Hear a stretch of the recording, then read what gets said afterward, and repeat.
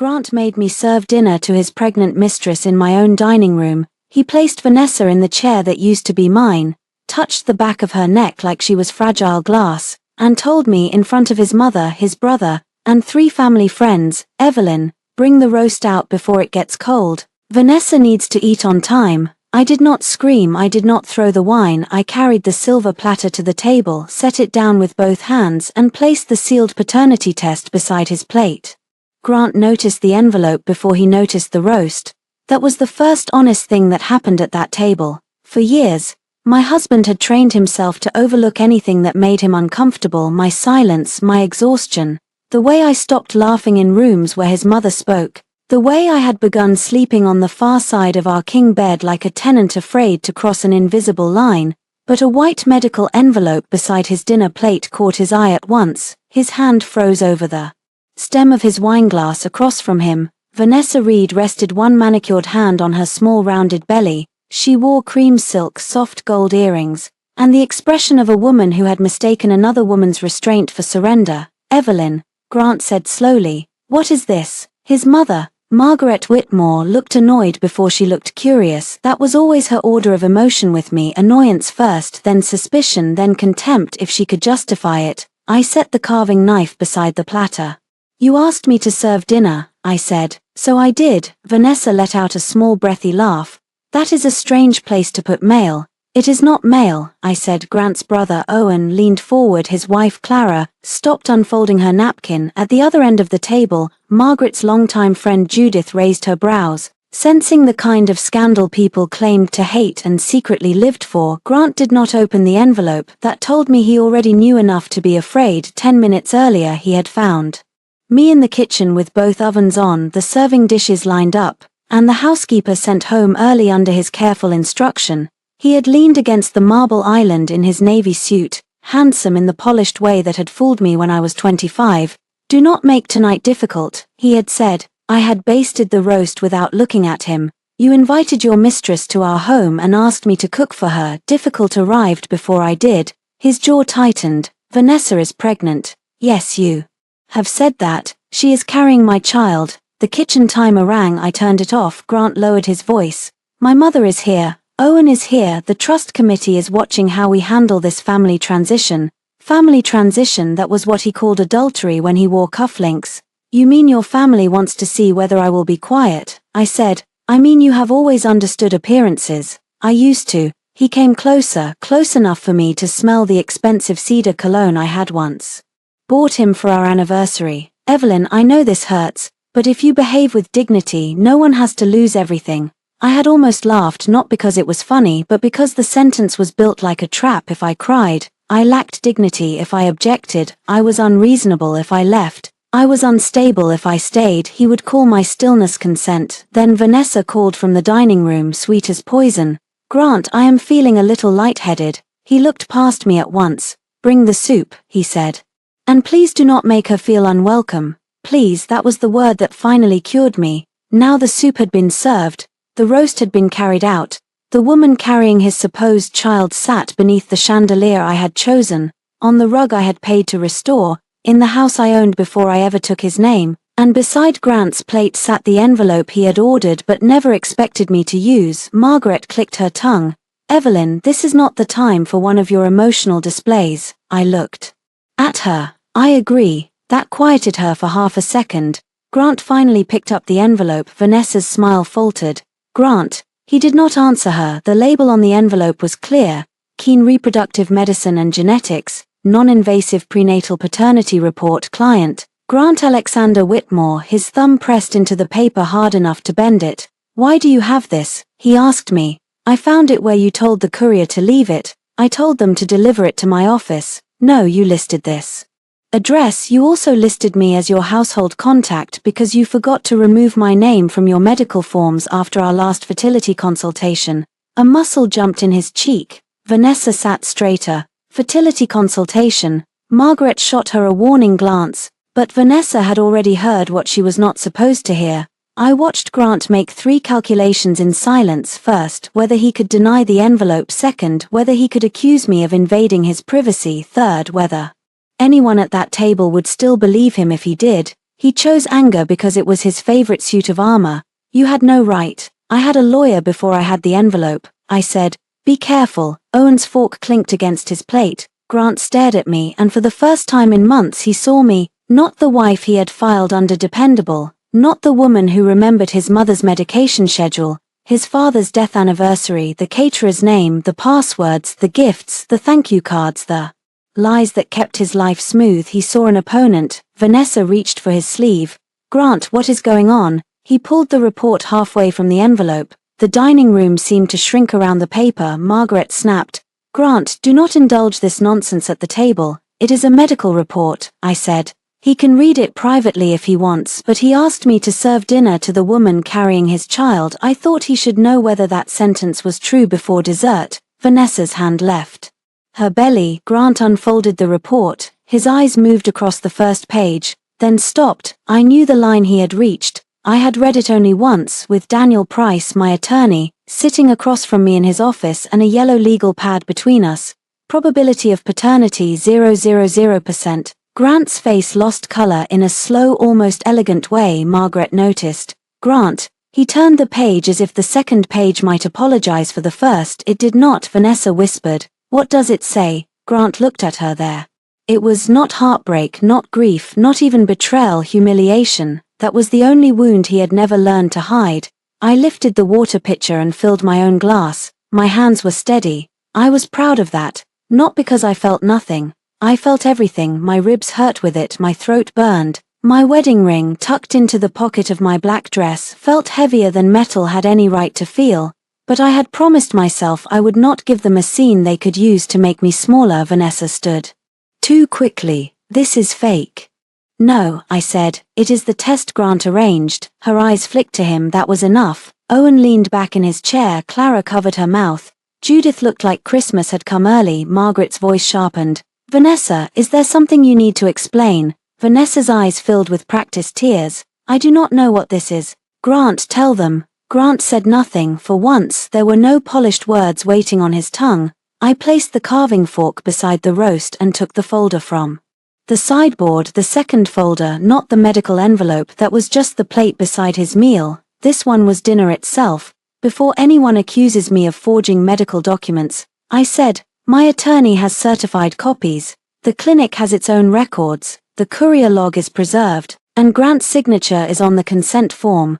Grant looked at the folder like it had teeth. Evelyn, he said quietly. I smiled without warmth. Now you remember my name. Margaret pushed back from the table. This is vulgar. No, I said. Vulgar was making your daughter-in-law serve dinner to your son's pregnant mistress. This is documentation. For the first time in 9 years, Margaret Whitmore had no immediate answer. The silence tasted better than anything I had cooked that night. Vanessa grabbed her purse. I am leaving. You should, I said. But not with the diamond bracelet Grant bought with our joint account. Her hand stopped halfway to the clasp on her wrist. Grant's head snapped toward me. Yes, I said. That is in the folder too.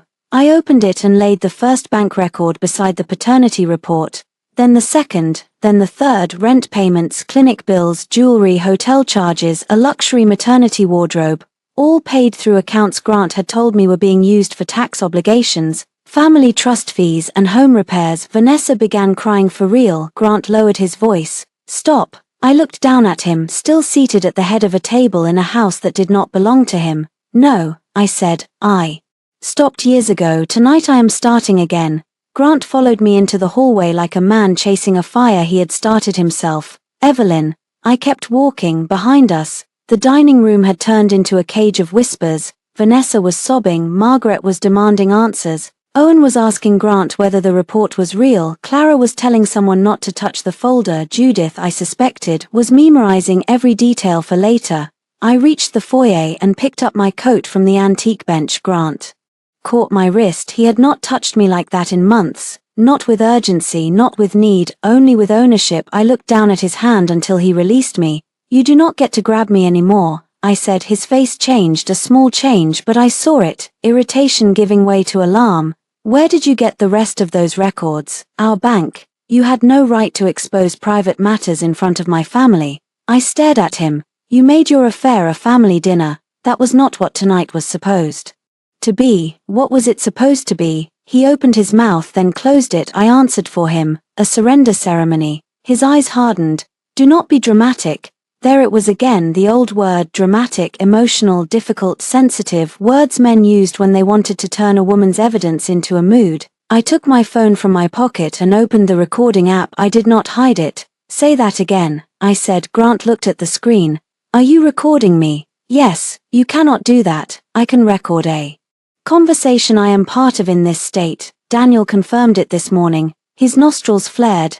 Daniel, my lawyer. The word landed between us like a locked door. For years, Grant had been the one with lawyers. He wrote agreements, advised clients, revised trust documents, explained consequences in a calm voice that made people feel foolish for not understanding. When we argued, he did not shout, he cross-examined. He had not expected me to learn the language of protection. You hired a lawyer before tonight? He asked. Yes. How long have you been planning this? I glanced toward the dining room, where Vanessa's crying had turned shrill. Not as long as you planned humiliating me. His jaw tightened. The front door opened before he could respond.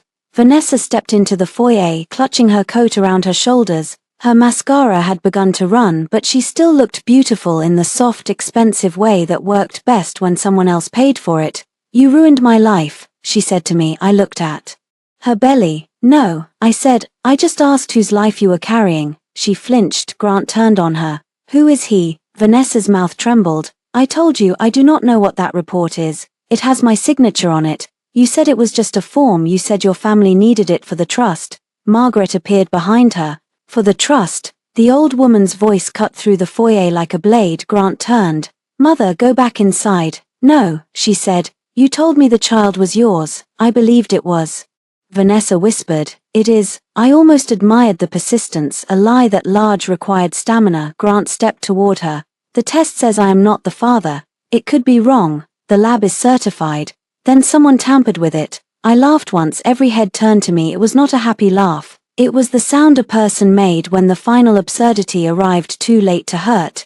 You chose a lab because your mother demanded proof before allowing trust discussions. I said to Grant, you gave the sample. Vanessa gave the blood draw. The clinic sent confirmation to your email. The courier delivered the sealed report here because this is still your primary address. You did all of this because even you did not trust her completely. Vanessa looked at him as if he had betrayed her. That was rich. Grant did not deny it. Margaret's hand tightened around the banister. Grant, did you start inheritance conversations based on this pregnancy? He closed his eyes briefly. That was answer enough. Owen came into the hallway now, holding one of the bank printouts. You used the family operating account for some of this. Grant snatched the paper from him. Stay out of it. Owen's face darkened. You coded a maternity apartment as client lodging. Margaret's expression changed from scandalized to predatory. This was the thing about the Whitmores. They could forgive cruelty if it stayed elegant. They could forgive adultery if it produced a legitimate heir, but sloppy accounting offended them on a spiritual level. Vanessa saw the ground shifting. She turned back to me. You think this makes you better than me? No, I said, it makes me finished with you. Grant rubbed both hands over his face. Everyone calm down. I looked at him. That sentence has never meant everyone, it has always meant me. He lowered his hands. Evelyn, we need to talk privately. We are past private. Our marriage is private. No, our marriage was private when you slept in another woman's bed. It stopped being private when you brought her to my table and told me to serve her soup. Margaret's eyes flicked toward me, sharp with dislike and something else, calculation. Evelyn, she said, changing tactics. Whatever Grant has done, you should not make permanent decisions in anger. I smiled at her. That smile made her pause. I signed nothing tonight, I said. That is the first permanent decision.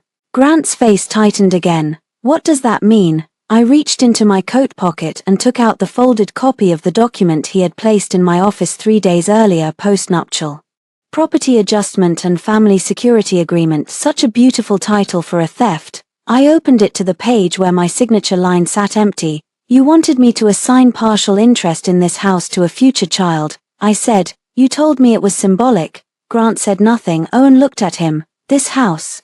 Margaret's gaze sharpened. She knew, of course she knew. This house is mine, I said. Purchased before marriage, maintained largely through my income and inheritance. Grant has no ownership interest beyond marital use arguments his attorney can try to make if he enjoys losing.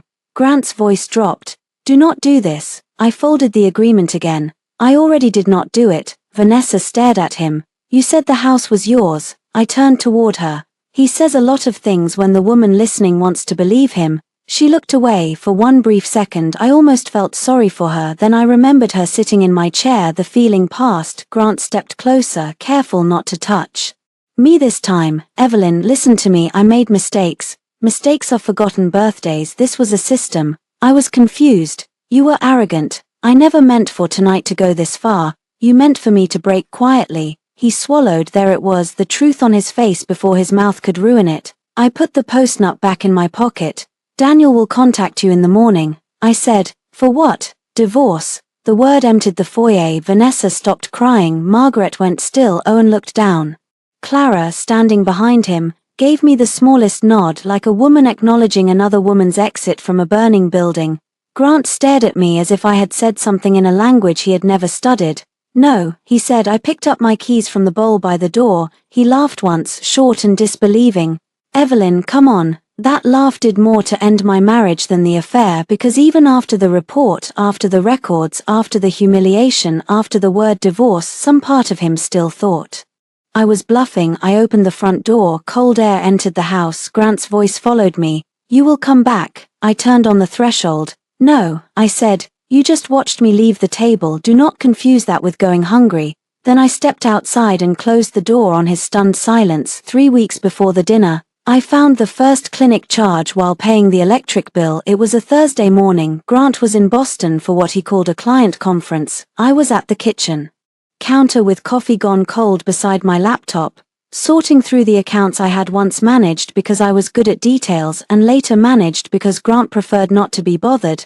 The charge was $4,375, keen reproductive medicine and genetics. At first I thought it was old, some leftover billing from the year I had tried to become a mother and almost lost myself instead. I clicked. The date was new. My hands did not shake then. Shock can be clean at first, almost quiet. I opened the attached billing code, NIPP consultation and processing. I knew the acronym because pain teaches vocabulary, non-invasive prenatal paternity. For several seconds, I stared at the screen while the house hummed around me, the refrigerator, the heater, a branch tapping against the window over the sink. Then my phone buzzed. Grant, please confirm dinner with mother for the 18th. Also, ask Rosa to prepare low-sodium options. Vanessa is sensitive to swelling. There are moments when a life does not collapse loudly, it simply rearranges itself while you are still sitting in the same chair. I read the message twice. Vanessa. He had mentioned her before, of course, a public relations consultant, a client liaison, someone useful during the Hamilton merger, someone young but sharp. Someone who understood pressure in a way I apparently no longer did. I had seen her name on emails, on event lists, once on a hotel invoice Grant said had been miscategorized by accounting. I typed, "Who is Vanessa to you?" The 3 dots appeared, disappeared. Appeared again. Grant, do not start this over text. That was answer enough. I closed the laptop. For years, people had told me I was lucky to be married to Grant Whitmore. He came from a family with old money and colder manners. He had a downtown office, a measured voice, and the kind of face strangers trusted. When we met, I was building my private event business from a rented desk in the back of a florist's shop. He liked that I worked hard. I liked that he seemed steady. In the beginning, we were not a bad story. He brought contracts for me to review when clients tried to underpay. I brought him dinner during late nights at the office. He came to my tastings and guessed the spices wrong on purpose so the chefs would laugh. I stood beside him at his father's funeral and held his hand while he shook under the weight of not crying. Then came the miscarriages, too early, one late enough that we had painted a room pale green. After the third loss, something in Grant sealed shut. He did not blame me directly. That would have been too crude. He simply stopped reaching for me and began speaking in practical sentences. We should let your body recover. Mother is concerned about your stress levels. Maybe we should stop trying for a while. AWOL became years. I returned to work part-time, then less than part-time. Because Margaret needed help with charity luncheons, Grant needed hosting for partners, the Whitmore family needed a woman who knew how to make rooms beautiful and exits invisible. I became useful. Useful women are often mistaken for powerless ones. That morning, with the clinic charge on my screen and Vanessa's name in my phone, I called Maya Ellis. Maya, and I had met in a grief support group after my third miscarriage. She worked in medical administration, not as a doctor, not in the DNA lab, but close enough to understand the shape of medical systems. More importantly, she had never once told me to be grateful for Grant. She answered on the second ring. "Hey, you okay?" "No," the word came out flat. "What happened?" I told her about the charge. She did not gasp. Maya was not a gasping person. "Do not access anything that is not yours," she said first. "I know. Do not call the clinic pretending to be him. I know. Do not confront him without copies of your financial records." That made me pause. "Maya, I am serious, Evie. If he is doing a paternity test with another woman and using marital money, the pregnancy is not the only issue. You need a lawyer." I looked around the kitchen. My kitchen, white cabinets I had repainted myself.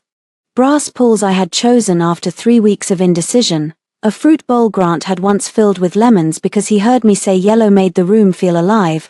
"How did I get here?" I asked. Maya's voice softened. "One concession at a time." I pressed my palm to my mouth. That was the first time I almost broke. Not when I saw the charge, not when Grant refused to answer, but when Maya named the road. One concession at a time. By noon I had downloaded 18 months of bank statements. By 2 I found the apartment. The payments were hidden under client lodging reimbursements through one of Grant's business accounts, but the vendor name repeated every month. A luxury building in West Haven. The first payment began 6 months earlier. By 4 I found the jewelry. By 6 I found the clinic deposits. At 7 Grant called. I let it ring until the last second. "Evelyn," he said, "we should talk." Then talk. A pause. "I did not want you to find out this way." It was such a useless sentence. People said it when they wanted credit for the gentleness of a lie they had failed to maintain. "Find out what?" He exhaled. "Vanessa is pregnant." I sat very still. "And you believe the baby is yours?"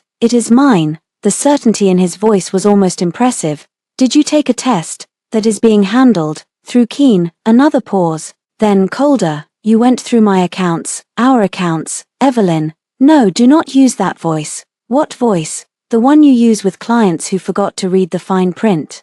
Silence. Then he said, "I did not plan this." "But you planned payments." "She needed help, of course. She is carrying my child." "And what am I carrying?" He said nothing. I looked down at my left hand. My wedding ring had left a permanent pale mark on my finger. At last Grant said, "I know this is painful, but we can handle it maturely." Maturely, another clean word over a dirty floor. What does that mean? It means no public accusations, no emotional decisions. My mother knows there is a situation. She wants to have dinner. I closed my eyes. A situation. She believes we should think of the child first. The child? Yes. "And what do you believe?" "I believe," he said carefully, "that our marriage has been strained for a long time."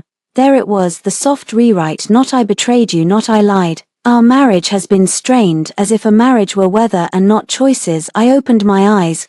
"Grant, are you asking me to accept your pregnant mistress at a family dinner?" "I am asking you to remember who you are." I nearly smiled because for once that was exactly what I intended to do. The next morning I called Daniel Price. He was not the most expensive divorce attorney in the city. He was not the loudest. He had represented one of my event clients through a quiet, brutal separation from a husband who hid money in 3 states and called it planning. Daniel listened for 20 minutes without interrupting. Then he said, "Do not confront him yet. I want to. I know, I want to put everything on the table." "You will, but not until the table belongs to you."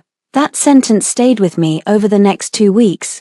Daniel helped me gather what was mine. Bank records, property records, tax filings, emails, copies of Grant's reimbursement submissions, screenshots of messages where he asked me to arrange food for Vanessa, order prenatal vitamins, prepare the guest room, confirm his mother's dinner. Each request was small enough to be explained away. Together they built a portrait not of a confused man, of a man moving his mistress into his wife's life, one polite demand at a time. The paternity report arrived the morning of the dinner. A courier rang the bell at 9:12 a.m. He held a sealed medical envelope and asked for Grant Whitmore.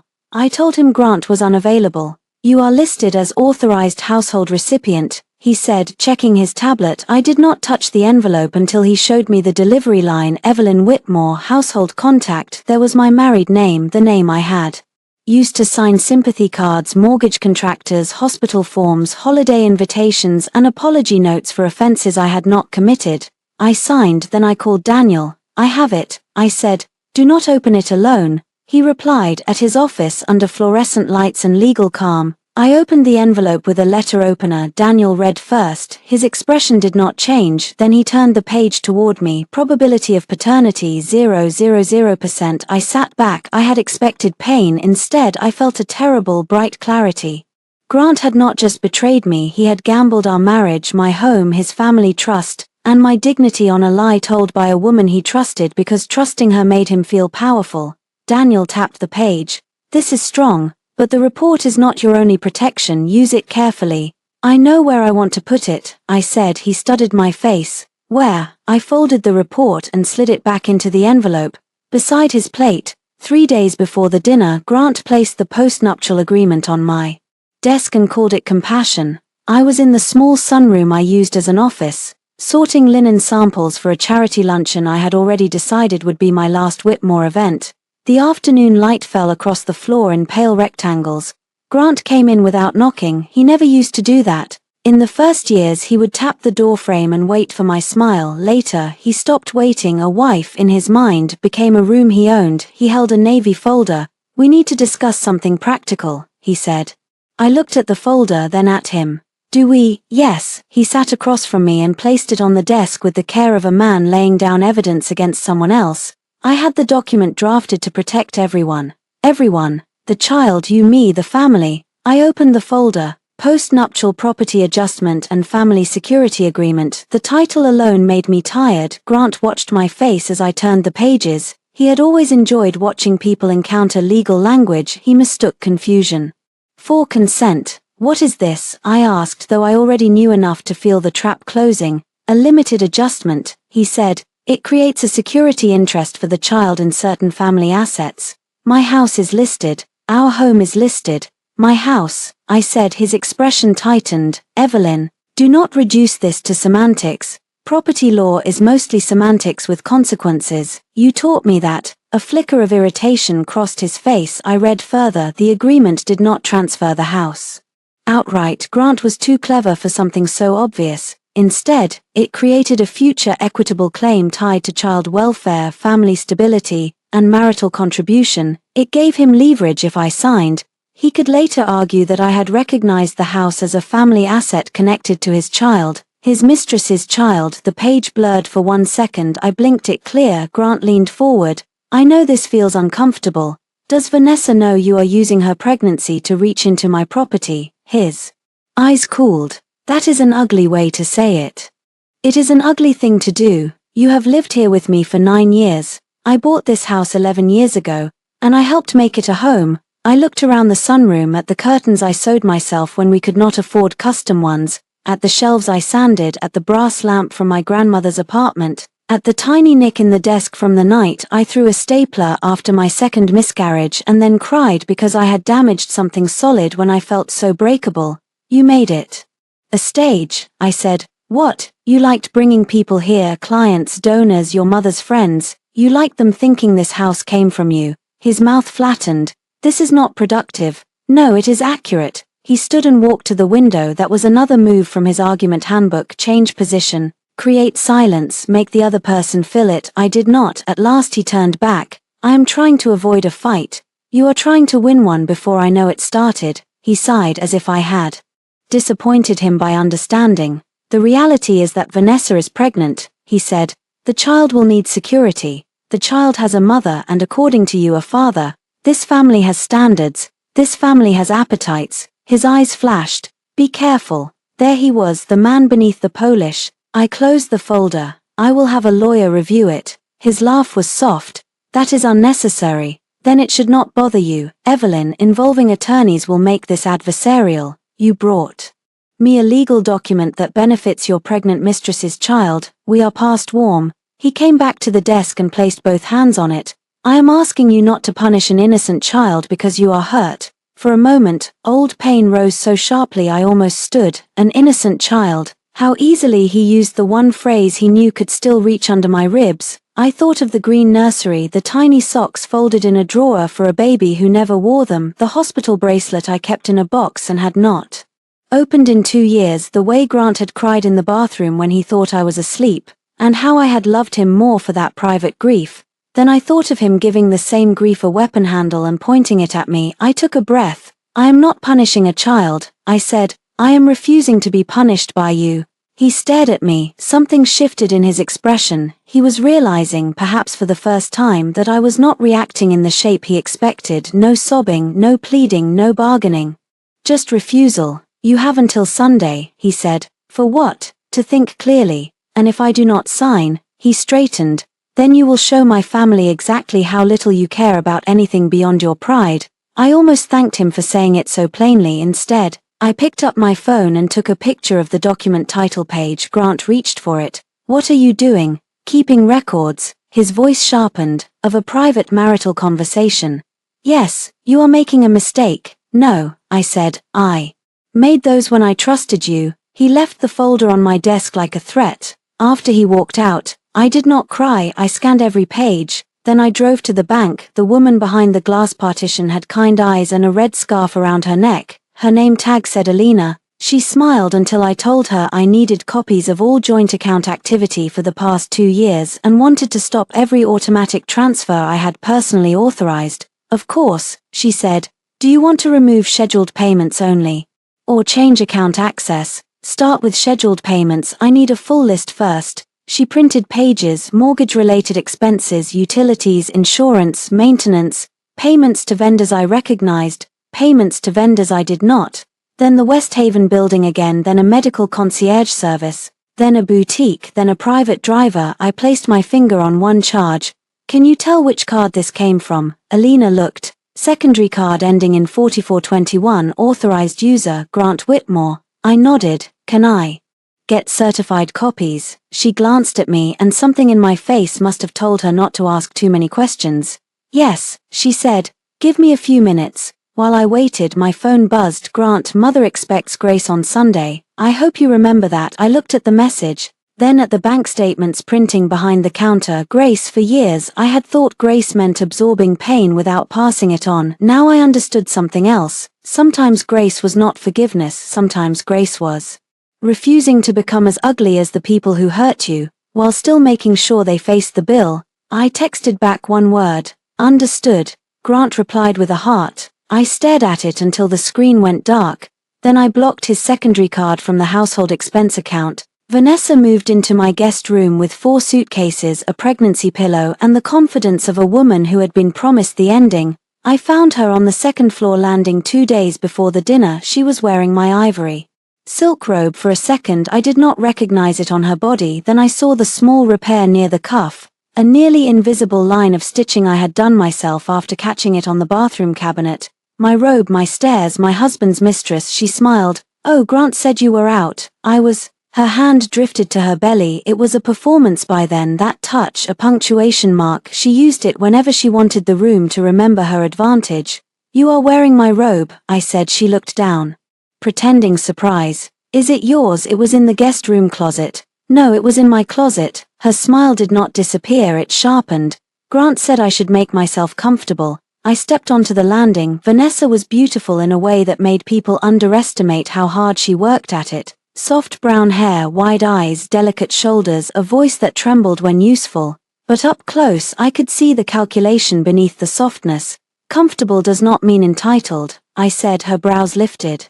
I do not want tension between us. No, I know this is unusual. I laughed softly. That is a generous word. She folded her arms, then seemed to remember the fragile roll and let them fall. I did not plan to fall in love with him. Did he tell you he was in love? Her eyes flickered. Only for a second. Enough. He told me the marriage was over, she said. Interesting. He forgot to tell his wife. He said you had been living separate lives for years. Did he mention he still slept in my bed? When donors stayed over, appearances matter to Grant. Color rose in her cheeks. Good. He said you did not want children anymore, she said. The sentence hit harder than I expected. Not because it was true, because Grant had taken one of the most private ruins of my life and used it as pillow talk. I looked at the robe again. Take it off. Vanessa blinked. Excuse me. The robe, take it off. You cannot be serious. I am pregnant. You are not pregnant with my robe. Her mouth opened then closed. For the first time she looked uncertain. A door opened downstairs. Grant's voice called, "Vanessa." Relief crossed her face so quickly I knew she had expected him to rescue her. He came up the stairs and stopped when he saw us. His eyes moved from Vanessa in my robe to me. "Evelyn," he said with warning in his voice. I did not look away from her. "The robe." Grant sighed. "Is this necessary?" "Yes, Vanessa has had a stressful morning. So have I." He came to stand beside her, not beside me. That detail settled inside me like a signed confession. "It is just a robe," he said. "No," I said, "it is a boundary." Vanessa's eyes filled. "I can change." Grant touched her shoulder. "You do not have to." I smiled then, not because it was funny, because he had just given me exactly what I needed. I looked up at the small black dome in the hallway ceiling. The security camera Grant had installed after a package theft 2 years earlier. His gaze followed mine, the color drained slightly from his face. "You record inside the house?" Vanessa asked. "Common areas," I said. Grant insisted, "for safety." Grant said, "That footage is private." "Everything is private when it protects you," I said, "and inappropriate when it protects me." He lowered his voice. "Do not start." "I am not starting anything." I turned and went downstairs. In the kitchen, I opened the security app and saved the clip to the external drive Daniel had given me. Vanessa in my robe, Grant defending her, the timestamp, the location. The audio was faint but clear enough at 6:18 p.m. Margaret sent a message to the Whitmore family group. "Margaret, Sunday dinner will proceed at Evelyn and Grant's home. We will welcome Vanessa with dignity and focus on the future child. I expect everyone to behave with maturity." Owen replied with a thumbs up. Clara sent no response. Grant sent, "Thank you, Mother." I stared at the thread, then I typed nothing. Silence had served them for years, now it served me. At 7:03 an unknown number texted, "You do not know me. Check who Vanessa sees when Grant is at work." West Haven Garage, silver Audi, plate starts with PHL. I read it 3 times. Then another message arrived. "Do not trust Grant's friend Preston." Preston Hale, Grant's business partner on the Hamilton Trust project, a man who had been at our table twice, who had kissed my cheek once at a New Year's party, who had told Grant he was a lucky man while Vanessa stood 10 feet away in a red dress pretending not to watch them both. I did not reply. I screenshot the messages and sent them to Daniel. His response came 10 minutes later. "Do not engage with unknown sender. Preserve. If you observe anything, do so only from public places. No trespass, no confrontation." I wrote back, "Understood." Then I went to the laundry room. Vanessa's suitcases were lined against the wall by the service entrance, as if she had already begun claiming the house inch by inch. On top of the largest case sat a folder from a maternity boutique. Inside was a receipt, paid by Grant Whitmore. I photographed it and put it back exactly where it had been. Then I walked upstairs to my bedroom. Grant was there. He had not slept there in 2 nights. But now he stood by the dresser, removing his watch like normal husbands did in normal marriages. "Vanessa is emotional," he said. "I noticed. You embarrassed her. She wore my clothes. It was a misunderstanding."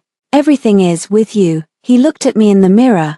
"I do not want us to become enemies." I took my wedding ring off. His eyes dropped to my hand. It was a small movement, quiet, no drama, just a circle of metal leaving skin. "Then you should not have treated me like territory," I said. He turned. "Put it back on." "No, Evelyn." I placed the ring in the top drawer. Grant's face hardened. "You are making this uglier than it needs to be." "No," I said, "I am refusing to decorate it." That night, I slept in the locked guest house behind the main property, not the guest room, not the marital bedroom, the guest house I had renovated for my mother before she died and never had the heart to rent out. At 2:11 a.m. my phone lit up. Grant, open the door. At 2:14 Grant, we need to talk. At 2:19 Grant, do not punish me by acting like this. At 2:26 Grant, Vanessa is crying.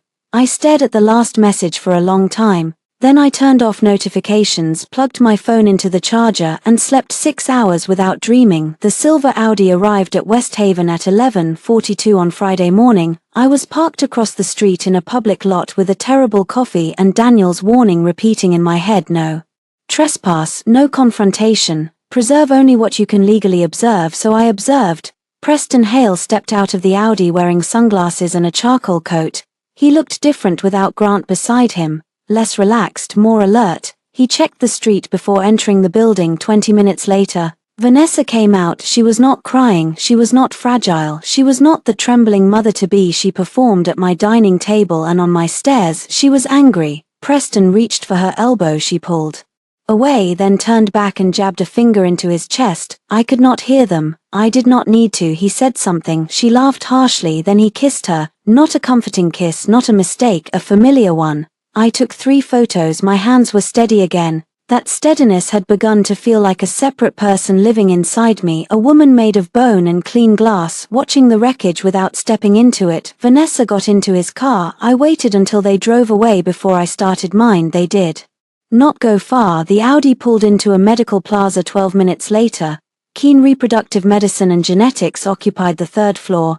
I sat in my car and stared at the building. Preston and Vanessa went inside together. I did not follow them. Instead, I photographed the public entrance, the time on my dashboard, and the Audi in the visitor lot. Then I called Daniel. He is with her at the clinic. I said, "Do not go in. I am not." "Good, send me the photos. We may not need them, but they help build a timeline." Could Preston be the father? Possibly. Would the paternity test show that? Grant's test only excludes or includes Grant. It does not name the actual father unless that person is tested. I watched the clinic doors. What if they are trying to change something? Medical records are not that easy to change. Also, if Grant ordered the test and consented to receive results, his copy exists, the clinic copy exists, the lab copy exists. I let out a breath. Daniel's voice softened. "How are you holding up?" I looked at my left hand. No ring. "I do not know yet." "That is fair." After the call, I sat there for another 10 minutes. A woman came out holding ultrasound photos. A man followed her, crying openly. They stood on the sidewalk and embraced with a kind of joy that made me look away. Once. That had been all I wanted. Not the Whitmore name, not the house glowing with candles during donor dinners, not Margaret's approval, which I chased for years before realizing she enjoyed withholding it too much to ever give it. I had wanted a child with the man I loved. And he had turned that want into a courtroom exhibit. My phone buzzed. "Maya, checking on you." I typed, "I saw Vanessa with Preston at Keene." Maya replied, "I am so sorry." A moment later, "Remember, her lie does not make your grief foolish." That one broke me a little. I cried in the car, quietly, angrily, with both hands on the steering wheel and my forehead bent until it touched my knuckles. I cried for the babies I lost. I cried for the woman who thought endurance could be love if she made it beautiful enough. I cried because Grant had not just replaced me, he had replaced our grief with someone else's leverage. Then I wiped my face with a napkin rough enough to hurt. Pain was not a plan. I drove home. Grant was in the kitchen when I arrived, standing over a bowl of untouched soup. Vanessa was upstairs. I could hear Margaret's voice through the speaker of his phone. "Mother, I have it handled," he said. He saw me and ended the call. "Where were you?" "Out. With your lawyer." "No." His eyes narrowed. "You are being secretive." That almost made me laugh. "I learned from a master." He set the phone down. "Vanessa feels unsafe here. She should leave. This is my home too." "No," I said, "it is your residence. There is a difference." He stepped toward me. "You keep saying things like that. Accurate things. Provocative things." I opened the refrigerator and took out a bottle of water. He watched me like he was trying to locate the old Evelyn, the one who would have asked if he had eaten, if he was tired, if he needed anything, if his mother had upset him. That Evelyn had become evidence. "Did you ever love her?" I asked. The question surprised him. It surprised me too. For all my planning, some wounds still asked questions before I could stop them. Grant looked away. That was answer enough, but he gave me words anyway. "I cared about her. Because she was easy." His jaw flexed. "Because she admired me." There it was, small, ugly, human. I nodded. "What did I do?" he asked, and for one brief second he sounded almost young. "What exactly did I do that made you look at me like this?" I stared at him. "You made me cook dinner for the woman who thought she was taking my life." His face tightened. "You made me order prenatal food for her after I buried 3 pregnancies in silence. You brought her into my home. You let her wear my clothes. You asked me to sign away protection for a child you had not even confirmed was yours, and when I objected, you told me to behave with dignity." He swallowed. "Evelyn." "No, you asked what you did." "I am answering." He rubbed the back of his neck. I panicked. "You planned. She came to me and said she was pregnant. I thought, you thought a baby would make your affair noble." His eyes flashed. "That is not fair. Neither was the dinner menu, but I made it." For a second, silence stood between us. Then footsteps sounded above. Vanessa appeared at the top of the stairs.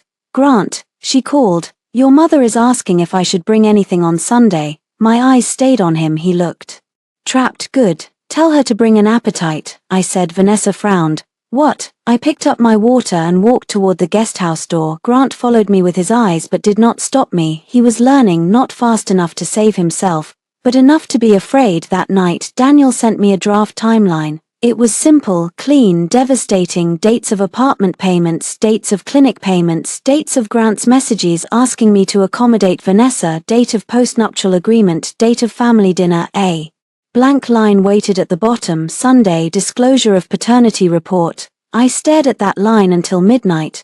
Then I added one more: Sunday, Evelyn leaves. Margaret Whitmore loved a toast. She believed every gathering required one, preferably delivered by her. Preferably while everyone else held a glass and pretended gratitude. At the old Whitmore house on Saturday evening, she stood beneath a portrait of Grant's father and raised her champagne flute. To family, she said. Everyone lifted a glass. Grant stood beside Vanessa near the fireplace. Vanessa wore pale blue and a careful expression of wounded courage. Her eyes were slightly red, likely from crying or from making sure people thought she had cried. I stood near the archway with sparkling water. Margaret looked directly at me. "To the future," she continued.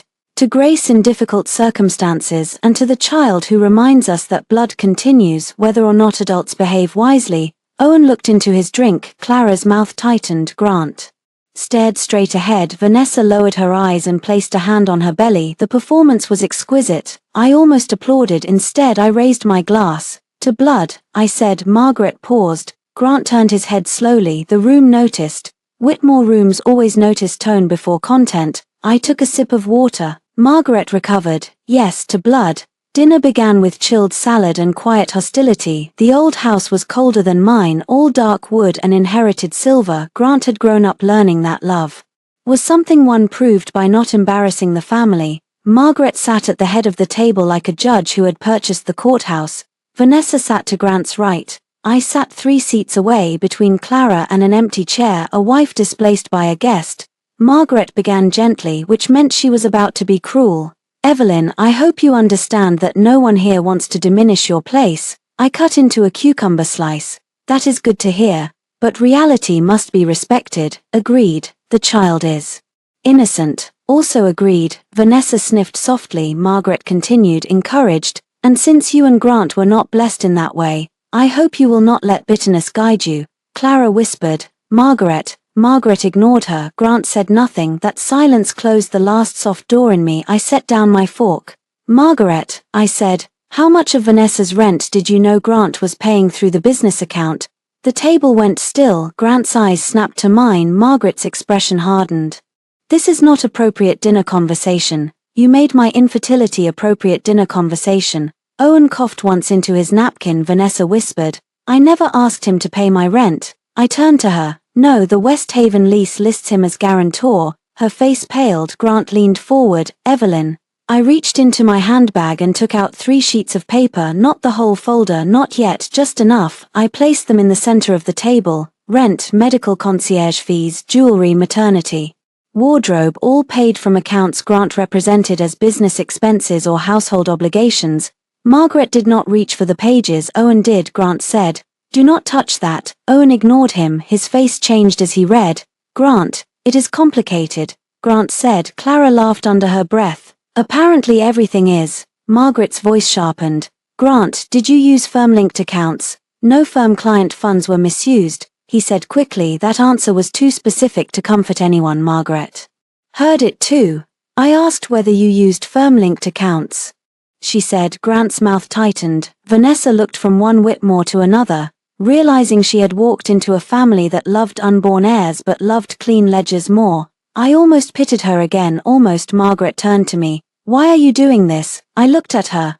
"Because you raised your glass to my replacement and called it grace." Her cheeks flushed. Grant pushed back his chair. "Enough." "No," Owen said. Grant stared at him. Owen held up the page. "If this touches the Hamilton Trust project, it affects me too." "It does not." "How do I know that?" Grant stood. "Because I said so. That worked on me for years." It did not work on Owen. He stood too.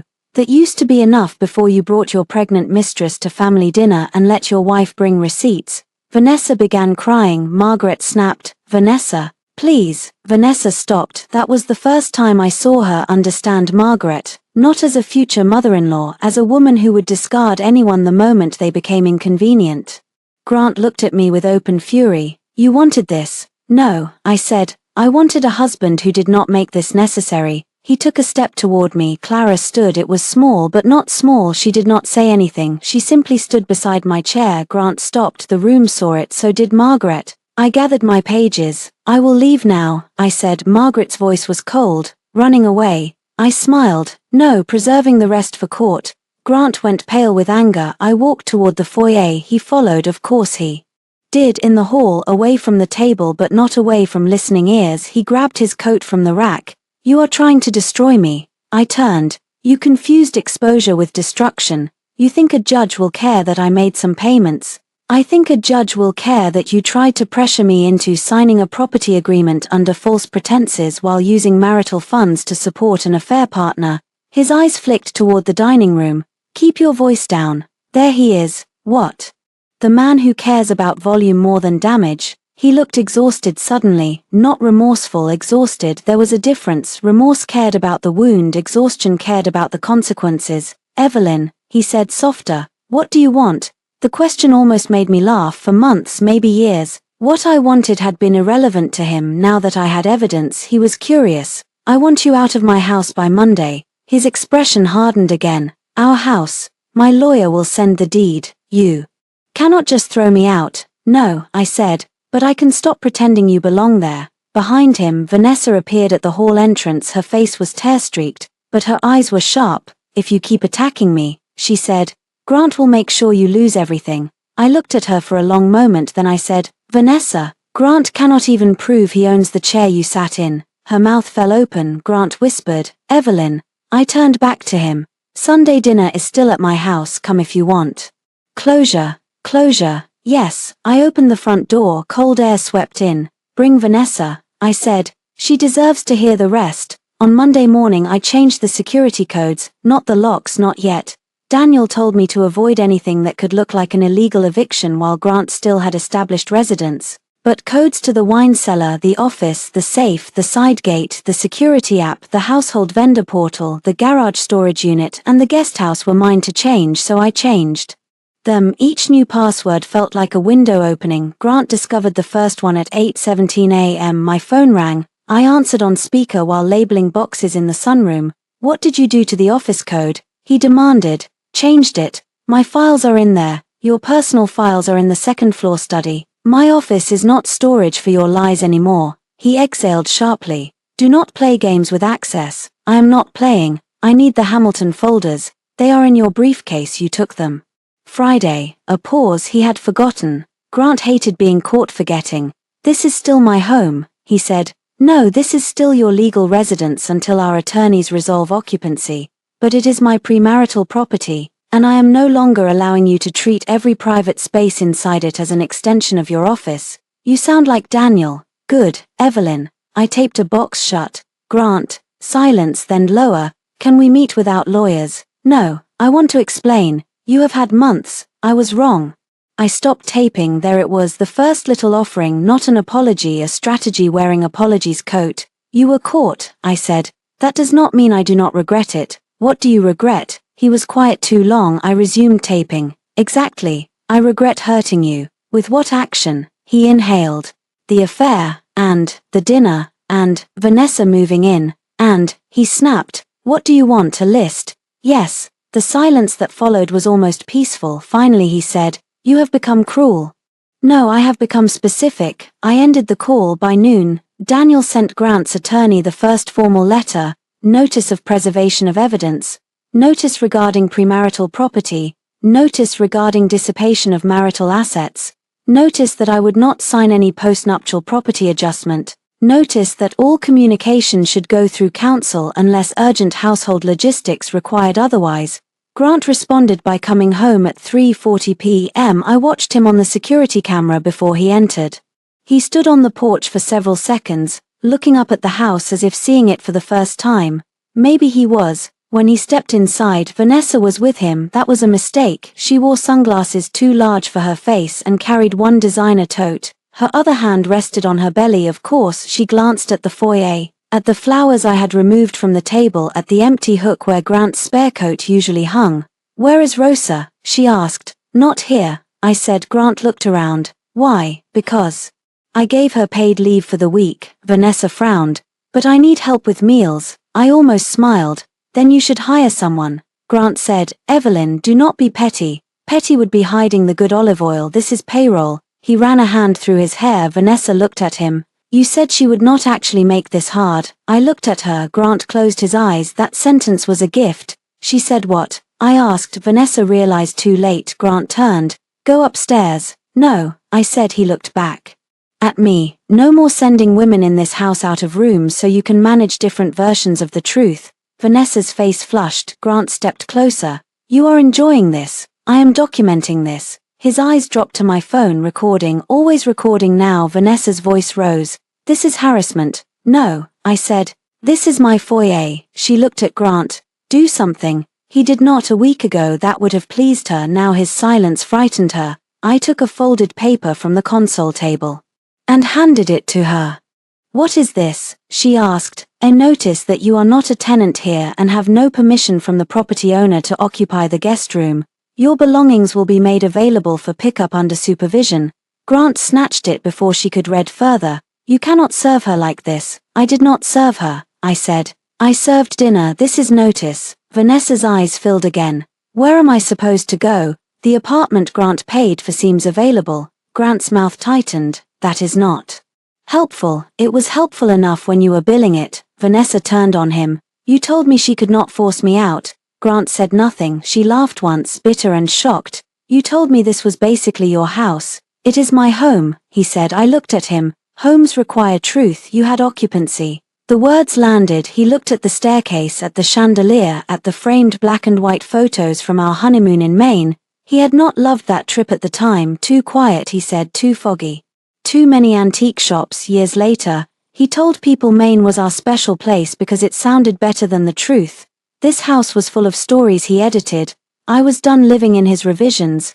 Vanessa went upstairs to pack, making enough noise to prove she was wounded. Drawers slammed, a suitcase thudded, something glass broke. Grant flinched. "Was that mine?" I asked. He rubbed his forehead. "I will pay for it." "With which account?" He looked at me. "You really hate me now." I considered that. "No," I said. "Hate would still be a relationship." His eyes changed. That hurt him. Good, I thought, and did not feel guilty. Vanessa came down 30 minutes later with 2 suitcases and my robe over her arm. She threw it at me. It fell on the floor between us. Grant said, "Vanessa." She ignored him. "I hope you are proud," she said to me. I picked up the robe with 2 fingers and dropped it into the trash bin by the hall closet. Her mouth opened. "I am getting there," I said. Grant drove her away. I watched from the doorway as the car pulled down the drive. For the first time in weeks, the house was quiet, not peaceful yet, but quiet. I went upstairs to the guest room. The bed was unmade. A water glass sat on the nightstand. The bathroom smelled like Vanessa's perfume, sweet and powdery and invasive. On the floor, half under the bed, was a small torn corner of paper. I picked it up. It was from a pharmacy receipt. Only 3 lines remained visible: prenatal vitamins, nausea bands, customer V. Reed, payment P. Hale, Preston Hale. I photographed it, then I placed it in a plastic bag, labeled it with the date, and set it beside the others. Grant had brought a stranger into my house, but she had left me a trail. By the time the paternity report became a weapon, it had already been a confession. Grant did not know that. He still believed the report was a single document, a terrible surprise, a page he could explain away if he found the right angle. He did not understand evidence the way Daniel did. Evidence was not one dramatic object. It was a net. 1 strand could break, 10 strands held. On Tuesday, Daniel and I built the net. His office overlooked a courthouse square, all stone steps and old trees. The room smelled like coffee, paper, and the kind of calm people paid for when their own lives had become too loud. Daniel spread the documents across his conference table. "Let us separate emotional impact from legal value," he said. "I like the emotional impact." I know, it was a good table choice. That was Daniel's version of praise. He tapped the paternity report. This proves Grant is excluded as the biological father based on the submitted samples and lab process. It also proves he had reason to question paternity before pressuring you about property. He tapped the postnup. This proves he attempted to obtain property concessions related to the child. He tapped the bank records. These support dissipation of marital assets. He tapped the security footage log.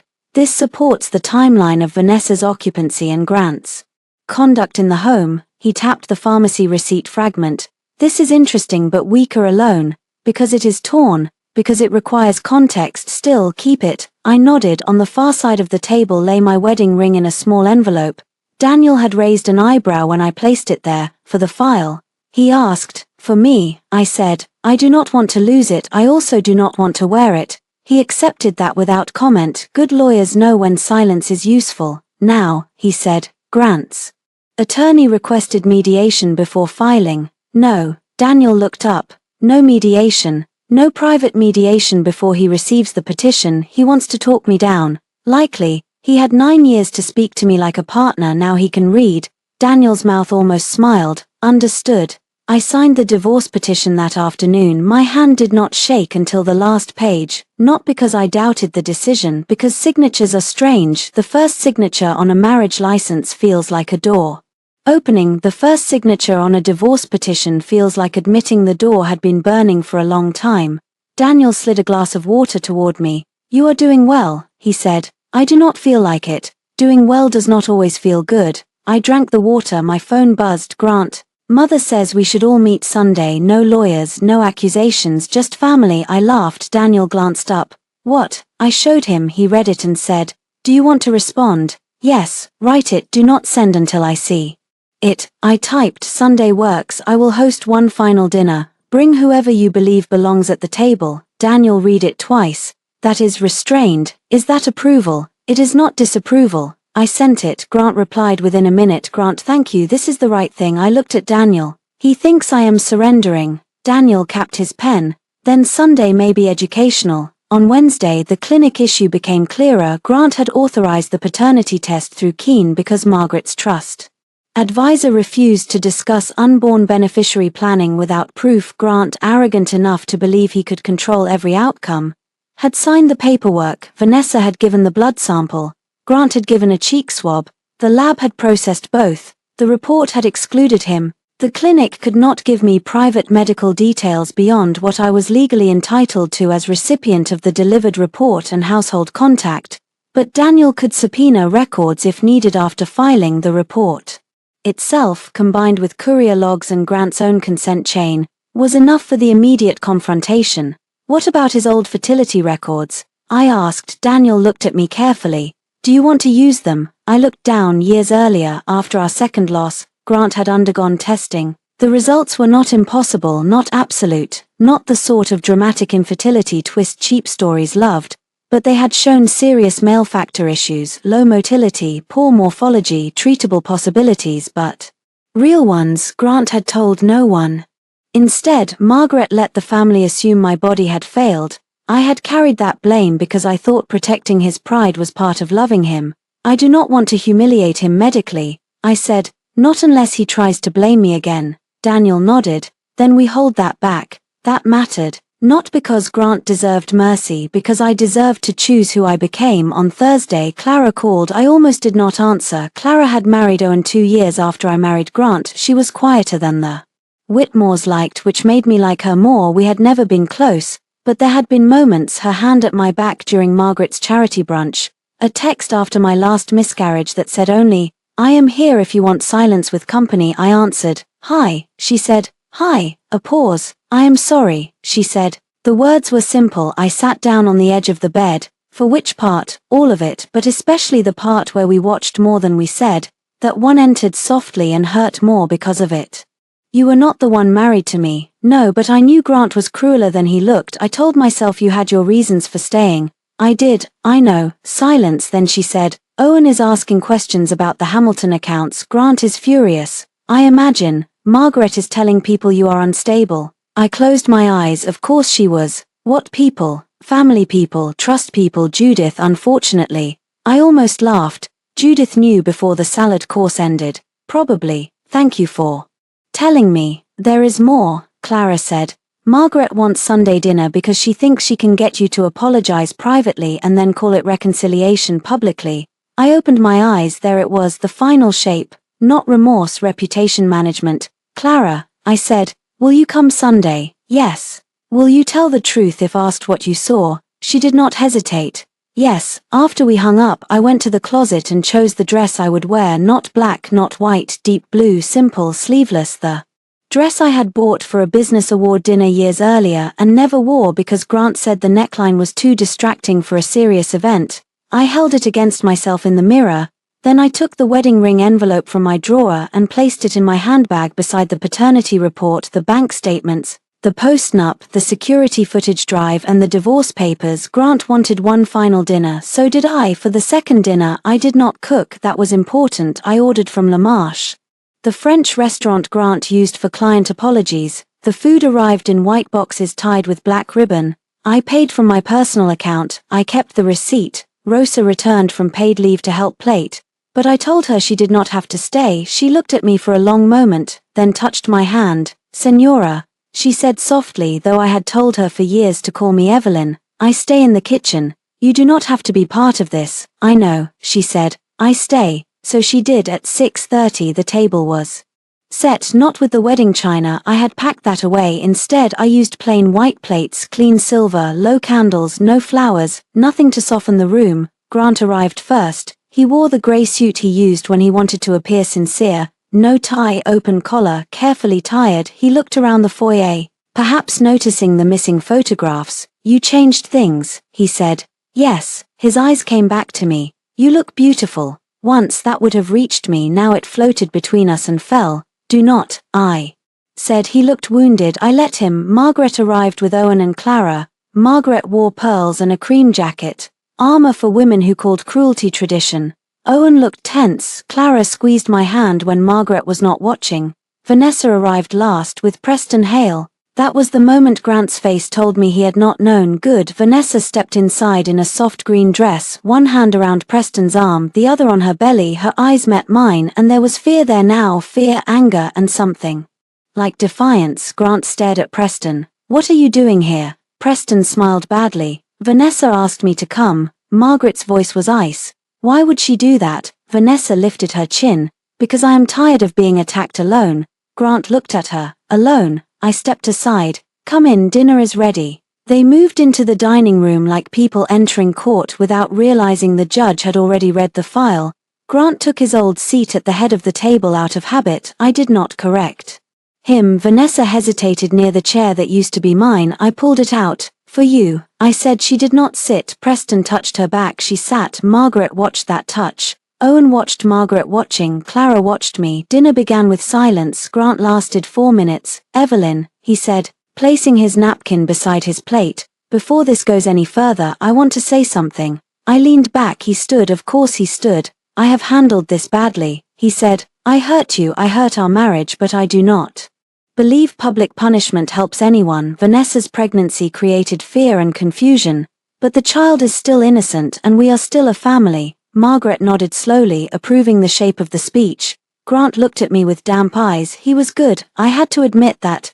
I am asking you to stop this before we all lose more than we can repair. There it was. Not I love you, not I choose you. Stop this. I picked up my water glass. Are you finished? His mouth tightened. For now. Good. I stood, not quickly, not dramatically, just enough for the room to understand the floor had shifted. Since Grant mentioned family, I said, I want to clarify who belongs to which one. Vanessa's hand tightened around her fork. I opened the folder beside my plate. Grant's face went still. Evelyn, he said softly, warning again. No, the single word silenced him more effectively than any speech. I placed the paternity report on the table. We have all seen this. Grant is excluded as the biological father of Vanessa's unborn child. Vanessa stood. I said that test is wrong. Sit down. Margaret snapped. Vanessa sat. I placed the courier log beside the report.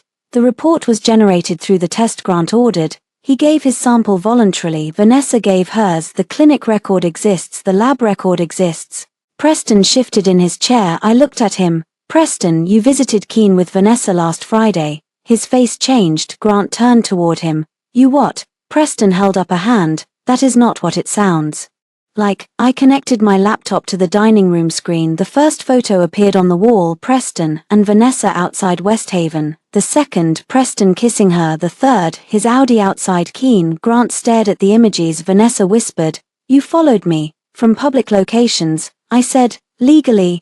Preston pushed back his chair. "This is insane." Daniel Price stepped into the dining room from the hall. Every head turned. Grant stood so fast his chair nearly fell. "What the hell is this?" "My attorney," I said. Daniel nodded politely.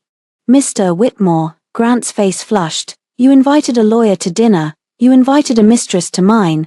Clara made a sound that might have been a cough. Daniel placed a slim folder beside me and stepped back. He was not there to perform. He was there to witness and prevent Grant from controlling the record. I opened the next section. Bank records. I said, "Rent for Vanessa's apartment, medical fees, clothing, jewelry, transportation, paid through accounts connected to marital funds and in some cases, business reimbursement structures." Owen leaned forward. "Let me see." I slid copies to him. Grant said, "Owen, do not." Owen took them. Margaret was pale now, not with pity, with calculation collapsing. I continued. Postnuptial agreement drafted 3 days before the dinner. It attempted to create a future property interest tied to the unborn child. I placed the agreement on the table. Margaret's eyes flicked to Grant. "Did you tell her?" I asked Margaret, her lips pressed together. "That was enough." Grant stared at his mother. "You knew," Margaret said. "I knew you needed to secure the family position." I laughed softly. "There it is." Grant looked between us, suddenly realizing that control had not been his alone. He had been managed too, not enough to excuse him, enough to humiliate him. Vanessa stood again. "I am not staying here for this." Preston stood with her. Daniel spoke for the first time. "Ms. Reed, before you leave, you should be aware that Mr. Whitmore's counsel will receive these materials if any false claims were made for financial benefit that may become relevant." Vanessa froze. Preston said, "False claims." Grant turned slowly toward him. The room tightened. I looked at Vanessa. "Tell him." She shook her head. "Tell him before the subpoena does." Tears spilled down her cheeks. This time they did not look rehearsed. "I thought it was Grant's," she whispered. Grant's face twisted. "Thought." Vanessa's mouth trembled. At first. I repeated. Margaret gripped the table. "Who is the father?" No one moved. Then Preston sat down, not dramatically. He simply folded into the chair as if his bones had been removed. Grant looked at him. The silence answered before Vanessa did. Grant crossed the room so fast Owen had to step between him and Preston. "You," Grant said. Preston stood again, hands raised. "Grant, listen." Grant laughed. It was an ugly sound. "Listen." Vanessa was crying openly now. "I did not know at first." Grant turned on her. "When did you know?" She pressed both hands to her belly. "After the first appointment, the appointment I paid for. I was scared. You let me bring you into my house." I almost corrected him, "my house." But the correction was no longer needed. Everyone in that room knew. Vanessa sobbed. "You said you would take care of me," Preston muttered. "Because you told him it was his." Grant lunged, but Owen caught his arm. "Do not," Owen said. "Not here." Grant shook him off but stopped. His face was a ruin of rage and shame. I had imagined this moment for days, but reality was stranger. Watching him hurt did not heal me. It simply confirmed that consequences had finally found his address. Margaret stood slowly. "Vanessa," she said, voice low, "did you knowingly misrepresent paternity to my son?" Vanessa wiped her face. "Your son told me his marriage was dead. He told me Evelyn was cold and bitter and only cared about the house. He told me he wanted a family." Grant flinched. "Good. But did you know?" Margaret asked. Vanessa looked at Preston. Preston looked at the floor. "There it was," Grant whispered. "You both knew," Preston said. "Not at the beginning." Grant laughed again. "That is supposed to help." I looked at Daniel. He gave the smallest nod. "Time to end it." I took the final folder from the chair beside me. "Grant," I said. He turned like he had forgotten I was in the room. For years, I had been background to his needs, the wife who arranged flowers while men discussed money, the woman who remembered seating charts and food allergies and which donors hated each other. Even tonight, in the middle of his collapse, some part of him had shifted the emotional center to himself. I brought it back. "These are the divorce papers." The room went quiet. I placed them beside his untouched plate. Not on it, beside it, the paternity report, the bank records, the postnup, the divorce petition. A full meal. Grant stared at the papers. No, he said. I almost smiled. He had said the same thing in the foyer after the first dinner. No, as if refusal could reverse action. Yes, he looked up. His eyes were wet now, but I knew better than to confuse tears with transformation. Evelyn, please. That word again. Please bring the soup. Please do not make her feel unwelcome. Please think of the child. Please stop this. Please, when spoken by Grant, usually meant carry the consequence for me. No, I said. His voice broke. I know I do not deserve forgiveness tonight. You do not deserve it tomorrow either. Margaret inhaled sharply. Grant stepped toward me. I lost my mind. I was flattered. I was stupid. I was lonely. That one made me stand straighter. Lonely. He knew he had chosen wrong, but desperation kept him going. You were gone, Evelyn. Even when you were here, you were gone. I looked at him. The room disappeared for a second, not because his words hurt, because they were so familiar. Men like Grant did not abandon women and then say, I left. They said, you disappeared. They turned a woman's survival into evidence against her. I was grieving, I said. I was working. I was hosting your family. I was covering your silences. I was sleeping next to a man who would not touch me but still expected me to smile at brunch. I was not gone. I was buried under everything you refused to carry. He had no answer, so I gave him the part one had kept back. I protected you, I said. When your fertility results came back, I let your mother believe the losses were mine to explain. I let your family pity me, judge me, talk around me because you were ashamed. I carried that too. Margaret's face changed. Grant closed his eyes. Vanessa looked confused. Preston looked uncomfortable. Owen looked down at the table like he had just realized how much cruelty could hide inside politeness. I did not take out the medical records. I did not need to. The sentence was enough, Grant whispered. I never asked you to do that. No, I said. You just accepted it. That was the moment my anger became clean. For years I had waited for him to understand my pain, but understanding was no longer required for my freedom. He could misunderstand me forever from a distance. Daniel placed a pen on the table. Grant looked at it as if it were a weapon. You can review with your attorney, Daniel said. No one is asking you to sign tonight. I am not signing at all. Grant snapped. I picked up my handbag. Then we file and proceed. Evelyn. I turned toward the door. He followed. Of course he followed. The others remained in the dining room, trapped in the wreckage of their own witnesses in the foyer. Grant caught up but did not touch me. Progress, I thought bitterly. Do not leave like this. He said, I am leaving exactly like this. You made your point. I turned. My point. He swallowed. You hurt me. There it was. I looked at the man I had loved, really looked, the grey at his temples, the tired eyes, the mouth that had kissed my forehead in hospital rooms and lied beside my ear in our bed. He was not a monster. That would have been easier. He was worse in a more ordinary way. He was a man who wanted the comfort of goodness without the discipline of being good. Yes, I said, I did. His face crumpled. And unlike you, I added, I did it on purpose and with evidence. He covered his mouth for 1 second. I saw the grief arrive, not the shame, not the panic. Grief. He finally understood that something had ended and would not be negotiated back. I loved you, he said. I know. Did you love me? That question almost undid me, almost. I loved the man I kept making excuses for. I said, I do not know if he ever existed. He stepped back as if I had struck him. I opened the front door behind me. Vanessa's crying rose again. Margaret's voice cut through it. Owen said something sharp. Preston cursed. A family eating itself. Grant whispered, where will you go? I looked at him one last time. Back to my life. Then I walked out of my own front door, not because I was driven from the house, but because I chose the night air over one more second under the same roof as his regret. This time, when Grant called my name, I did not turn around. Divorce did not feel like one door closing. It felt like 1,000 small locks opening over several months. The first lock opened when Grant moved out. He did not go quietly. Men like Grant rarely do. He objected through counsel, argued established residence, requested temporary access, claimed emotional distress, proposed reconciliation counseling, and once sent me a handwritten letter through Owen because I had blocked him everywhere except legal channels. I did not read it. I gave it to Daniel, who read the first paragraph and said, it is not legally useful.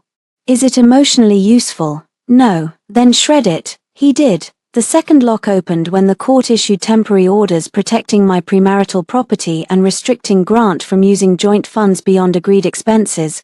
Grant had to explain the payments, the apartment, the boutique, the clinic. The jewelry, the driver, the maternity concierge, his attorney called them misguided support.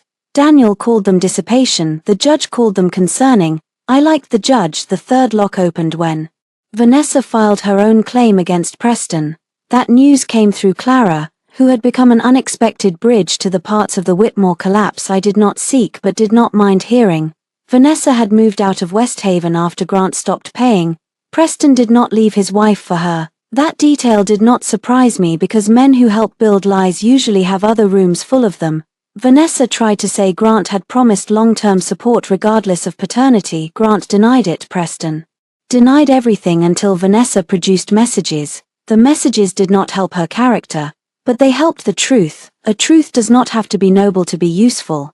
The fourth lock opened when Margaret called. I did not answer. She left a voicemail. Evelyn, she said, voice stiff. This has gone far enough. Grant has suffered greatly. Whatever mistakes were made, destroying a family helps no one. I hope you will consider the dignity of silence. I saved the voicemail and sent it to Daniel, then I deleted it from my phone. The dignity of silence. I had worn that costume for 9 years. It no longer fit. In the final settlement, Grant kept what was his, which was less than he had pretended and more than I thought he deserved. I kept my house, my business accounts, my inheritance, and a reimbursement structure for misused marital funds. He avoided professional discipline only by withdrawing from the Hamilton Trust project and accepting an internal review that stained his reputation without ending his career. That bothered some people. They wanted him ruined. Some days so did I, but real endings are not always bonfires. Sometimes they are locks changed, accounts separated, names removed, and a man forced to live inside the smaller truth of himself. Vanessa had the baby in late spring, a girl, Clara told me. I asked no questions beyond whether the child was healthy. She was good, the baby was innocent. I had meant that every time I said it. Vanessa's lies were not the child's inheritance unless the adults around her insisted on making them so. Preston's wife left him. That also came through Clara. She took their 2 sons and the lake house. Preston's firm put him on leave. Vanessa sued him for support. Grant refused to be involved. Margaret pretended none of them had ever existed, and me, I reopened Heart House events in the carriage building behind my home, not Whitmore family hosting, not donor dinners where Margaret corrected the flowers, not Grant's client apologies. My work. The first event was a small retirement dinner for a judge who loved lemon tart and hated speeches. Rosa came to help, then stayed as my full-time kitchen manager after I offered her better pay and complete authority to tell rude clients no. Maya handled the guest list software because she said my spreadsheets looked like a Victorian punishment. Daniel sent flowers with a card that read, "Tables belong to those who set them." I laughed when I read it, then I cried, not because I was sad, because relief when it finally arrives can feel like grief leaving the body. On the anniversary of the first dinner, I stood in my dining room with a cup of coffee and looked at the table. The same table, different woman. For months after the divorce, I thought about selling it. I saw Grant's face every time I passed the head chair, Vanessa's hand on her belly, Margaret's raised glass, the white envelope beside the plate. Then one morning I dragged the table into the garden with Rosa's nephew and sanded it down under the sun. It took all day. I removed the old finish, the scratches, the wine stains, the tiny burn mark from a candle Margaret once insisted was my fault. I worked until my arms ached. Then I stained it warm oak, nothing like the dark formal shine Grant preferred. When it came back inside, it looked like itself and not itself. I understood that. In June, Grant came to the house. He was not allowed inside without written agreement, but the legal process was over, and I had not expected him to appear. The doorbell rang at 5:20 p.m. I checked the camera. There he was, thinner, tired, holding nothing. I opened the door but left the chain on. His eyes dropped to it. "Good, Evelyn," he said. "Grant, I know I should have called." "Yes, I was not sure you would answer." "I would not have." A faint, painful smile crossed his face. "You look well." "I am," he nodded, absorbing that. For a while neither of us spoke. Then he said, "I sold the condo." I had not asked, but I understood. The condo was where he moved after the temporary orders. Sleek, expensive, empty. "I am moving to Portland," he said. "Smaller firm, less history." I nodded. "That will probably be good for you." He looked at me carefully, as if trying to find sarcasm. There was none. "I came to say I am sorry," he said. I waited. He swallowed. Not because I got caught, not because of what happened to me. I am sorry for the dinner, for Vanessa, for the agreement, for letting my mother blame you, for letting you carry things that were mine. The words were better than I expected, too late, but better. Thank you, I said. His eyes grew wet. Is that all? Yes. He looked down. Once his sadness would have pulled me through the door like a tide, now it stayed on his side of the chain. I keep thinking about the plate, he said. So do I. I hated you that night. I know. Then I hated myself. That sounds appropriate. He laughed once, broken and surprised. I deserved that. Yes. He nodded again, then he looked past me into the foyer. I miss this house. I looked back at the hallway, the warm table beyond it, the flowers I bought for myself, the walls that no longer listened for his key. I do not, I said. He understood, not fully, maybe he never would, but enough. Goodbye, Evelyn. Goodbye, Grant. I closed the door gently, not slammed, not dramatic, closed. A few minutes later, Rosa came in from the kitchen carrying a tray of tart shells. Was that him? She asked. Yes. You okay? I thought about it. My body was calm, my hands steady, no burning in my throat, no old urge to explain, soften, manage, forgive. Yes, I said, I am okay. She smiled. Good, we have lemon cream disaster. I followed her to the kitchen. That evening 20 guests arrived for a rehearsal dinner, a bride with short curls, 2 mothers who cried during the toast, a groom so nervous he dropped his fork twice. Laughter filled the dining room, rose to the ceiling and stayed there. No one knew what had happened at that table a year earlier, or maybe the table knew and did not mind. After dessert, I stepped into the hallway and watched the room from a distance. A woman raised a glass to choosing each other honestly. She said. Everyone cheered. I touched the place where my wedding ring used to be. There was no mark anymore. For a long time, I thought the opposite of betrayal was loyalty. I was wrong. The opposite of betrayal was not staying, it was seeing clearly. It was taking the plate they handed you, setting down the truth beside it, and refusing to serve one more lie.